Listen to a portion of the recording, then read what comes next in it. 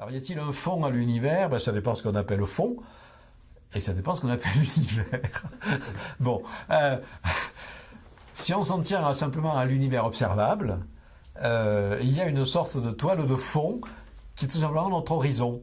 C'est comme si vous voulez le navigateur, la vue est limitée et on peut dire que son horizon, le cercle d'horizon, c'est une sorte de fond qui limite la vue de son tableau. Voilà. Ben nous, on est des navigateurs dans l'espace-temps. L'espace-temps, il est courbé, donc on ne peut pas voir au-delà d'une certaine distance, qu'on appelle l'horizon cosmologique.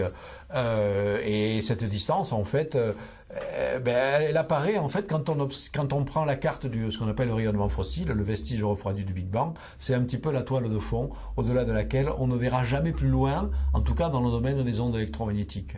Puisque le rayonnement fossile nous montre l'image de l'époque où l'univers, jeune d'environ 400 000 ans seulement, donc par rapport à nous, c'est pratiquement 14 milliards d'années dans le passé, une époque où l'univers a émis pour la première fois la lumière.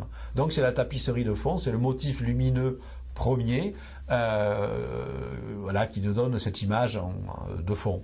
Cela dit, si on développe un jour l'astronomie des neutrinos, qui est effectivement encore le développement, et même l'astronomie des ondes gravitationnelles, la toile de fond sera reculée, parce qu'on sait que le fond de neutrinos a été émis plus tôt dans l'histoire de l'univers. Il n'a pas été émis au bout de 400 000 ans, mais seulement au bout de quelques secondes.